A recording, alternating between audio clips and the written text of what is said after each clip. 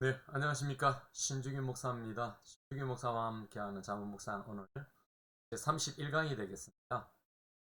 오늘 우리에게 주시는 말씀은 잠언 7장 1절에서 5절의 말씀인데요.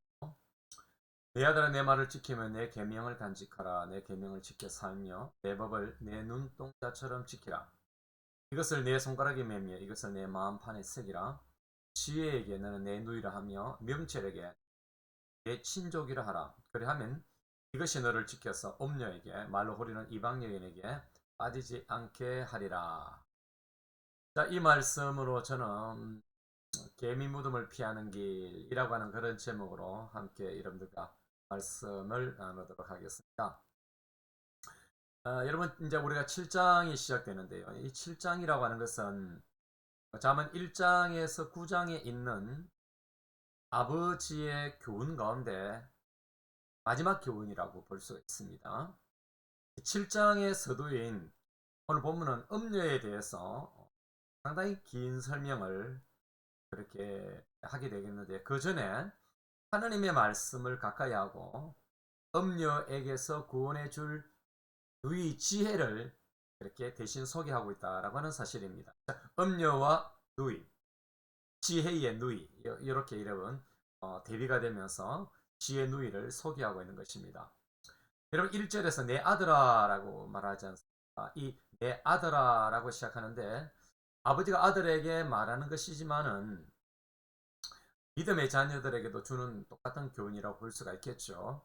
내 아들아 내 말을 지키라. 즉 내 계명을 간직해라. 라는 그런 병행법을 쓰고 있죠. 그리고 아버지의 이 가르침에는 굉장히 권위가 있는 것입니다. 그 가르침은 하나님의 법에 기초한 것이기 때문에 그런 것입니다. 그래서 그 하나님의 법에 기초한 아버지의 그 가르침을 지키고 마음에 간직해야 된다. 여러분 여기에서 지킨다라고 하는 히브리 단어는 샤마르입니다. 샤마르. 여러분 샤마르. 이거는 에덴 동산에서 하나님이 주셨던 말씀. 당시 2장 15절에 이 동산을 지켜야 된다라고 말할 때에 지키다, 샤마르 똑같은 겁니다. 보존한다라고 하는 겁니다. 여러분 이 샤마르라고 하는 단어는 제의적 용어입니다. 제사장이 성전을 지킨다, 계명을 지킨다, 또 성전의 제의를 지킨다 라고 할 때 사명과 같은 그런 메시지가 이 샤마르입니다. 여러분 즉 제사장이 하나님의 법을 보존하듯 아버지의 말을 샤마르 지키고 보존하라는 겁니다. 2장 1절에 그 2절에서는 내 계명을 지키며 살며라고 하는 이 2절에서는 1절에서 내 말과 내 계명이 내 계명과 내 율법으로 그렇게 표현하고 있죠. 역시 아버지의 권위가 율법의 자리까지 올라가 있다는 것을 볼 수가 있는 것입니다. 아버지는 1절에서 한 번 더 반복해서 말씀을 지켜 살며 지키라고 그렇게 하는데요. 이 2절이요. 1절처럼 아버지는 앞 본문에서 음녀를 따를 때 수치와 죽음이 온다고 그렇게 말했습니다. 그렇게 말했다면은 오늘 이 표현은 살라, 살며라는 표현하고 있죠. 즉 여러분 말씀을 따라서 지키면 생명이 온다라고 하는 것을 가르치고 있는 것입니다. 이처럼 아버지의 가르침은 눈동자처럼 귀하고 또 신중하고 소중하며 모든 위험에서 보호하고 가장 아름다운 곳으로 인도하여 주는 것입니다. 이건 신명기적 표현입니다. 3절에서는 여러분 이런 아버지의 가르침을 가까이 하고 생활화하라고 은유적 표현을 사용하고 있죠. 외적으로는 그 손가락에 매며 또 내적으로는 마음판에 새기라. 마음판에 새기라. 외적으로는 손가락에 끼우고 내적으로는 마음판에 새기라. 라고 이렇게 가까이 하라는 표현을 쓰고 있습니다.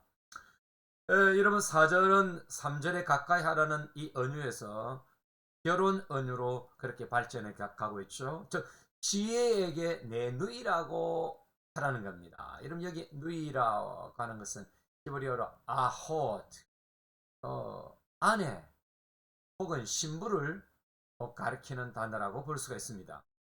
이런 고대 근동에서는 누이를 자기 아내로 삼는 것이 상류층의 관습이었다는 점에서 지혜를 아내처럼 소중하게 여기며 진실된 사랑을 나누어야 할 대상인 것을 말한다고 볼 수가 있을 것입니다. 여러분 여기서 아주 흥미로운 것은 여러분 앞에서나 7장에서 언급되는 이 음녀와 대조해서 지혜의 누이를 아내로 삼고 즉 상대하고 있다라고 하는 사실입니다. 여러분 아들이 지혜를 아내같이 사랑해야 음녀를 이길 수 있다는 겁니다.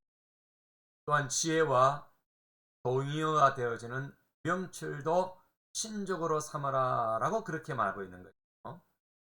여러분 그래서 누이 지혜와 이렇게 평행구를 이루고 있다라고 볼 수가 있는 것입니다. 이렇게 여러분 지혜의 누이 애인처럼 사랑하면은 지혜가 음녀에게서 말로 호리는 이방 여인에게 빠지지 않게 할 것이다 라고 말하고 있는 것입니다.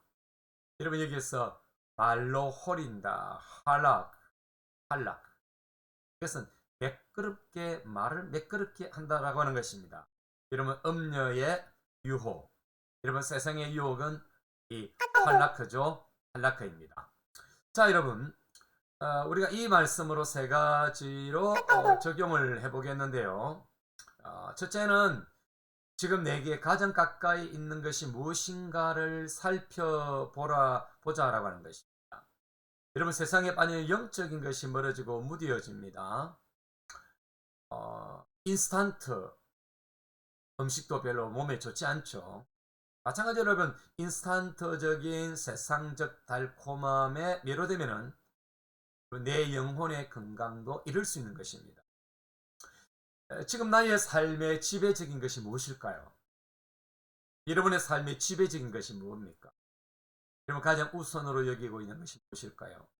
여러분 그것이 하나님의 지혜가 담겨져 있는 말씀이어야 할 것입니다. 시대에 뒤떨어진 이야기를 하는 것처럼 보입니까? 내게 무익하게 보이는 그 말씀이 결국은 내 영을 앞서가게 하고 맑게 하고 건강하게 할 수 있다는 사실을 여러분 기억하셔야 됩니다. 여러분 지혜의 계명은 생명 다리가 되어서 나를 거센 강물 위로 걸어가게 할 것입니다. 여러분 최근에 이제 시간이 좀 흘렀습니다만은 우크라이나 러시아 전쟁에서 굉장히 중요한 작전 중에 하나가 여러분 적국의 보급로를 끊는 것 아니겠습니까? 여러분 그래서 다리를 끊는다든지 그런 보급로를 확보하는 것 여러분 전쟁에서 굉장히 중요한 것이지. 뿐만 아니라 무기와 탄약, 기름 이런 것들이 무엇보다도 병사들이 먹어야 될 그런 식량이 확보되는 게 중요한데 여러분 그것에 보급로가 끊어졌다라고 하는 것은 여러분 전쟁이 가면 갈수록 여러분 그건 지는 전쟁입니다. 여러분 이처럼 하나님의 계명이라고 하는 것은 하나님의 말씀은 지혜의 보급로입니다. 여러분 이것이 끊어지면 인생의 전쟁터에서 결국은 대패할 수밖에 없는 것입니다. 지금 나는 하늘로부터 오는 그런 복음로가 원활한가 라고 하는 것을 여러분 기억하시고 또 체크하셔야 됩니다. 여러분 이것이 동맥경화처럼 막혀있고 끊어져 있는 것은 아닌지를 살펴보아야 합니다. 자, 두 번째는 음녀보다 지혜를 아내로 삼고 가까이 하라라고 하는 것입니다. 여러분 지혜를 누이와 아내 그리고 친족처럼 인격적 관계를 갖고 있어야 된다라고 하는 것입니다.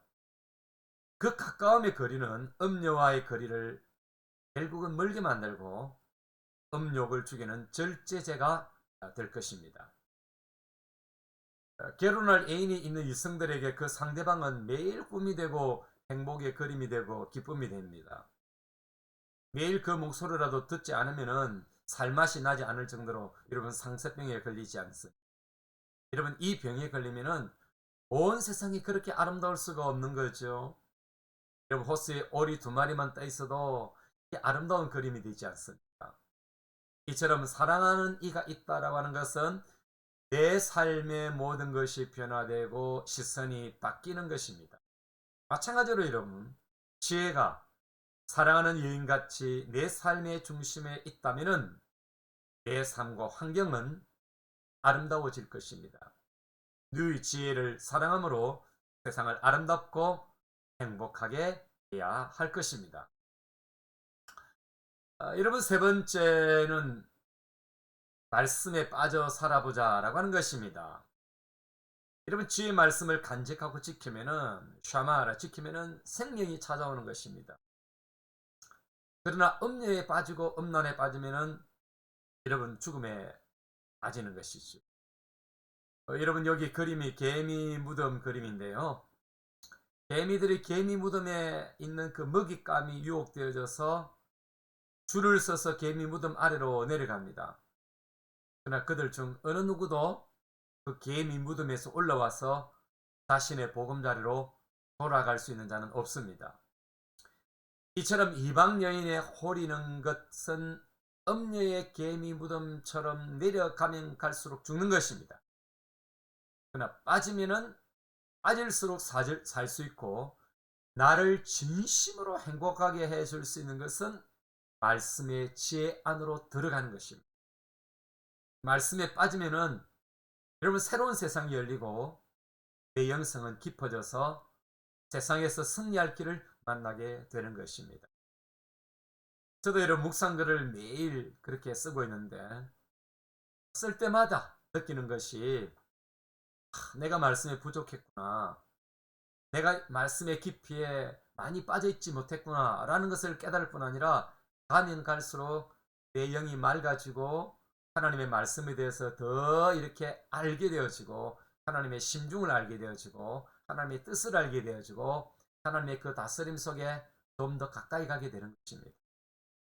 오늘도 여러분들이 말씀과 연애하는 시간을 가지시고 누이처럼 아내처럼 개인처럼 하나님의 말씀에 여러분들이 온전하게 빠지시기를 주님의 이름으로 축원합니다. 마지막으로 이런 기도를 드려보겠습니다. 주여, 나에게서 멀리할 것은 멀어지게 하시고 가까이 할 지혜의 말씀은 누이가 되고 아내가 되게 하소서. 나를 유혹하여 내 영혼을 죽이게 하는 세상의 욕망과 육체의 정욕을 이기게 하시고 오직 말씀에 항복하게 하소서. 말씀에 빠져서 미래의 환상을 보고 현재의 길을 보게 하소서. 아멘.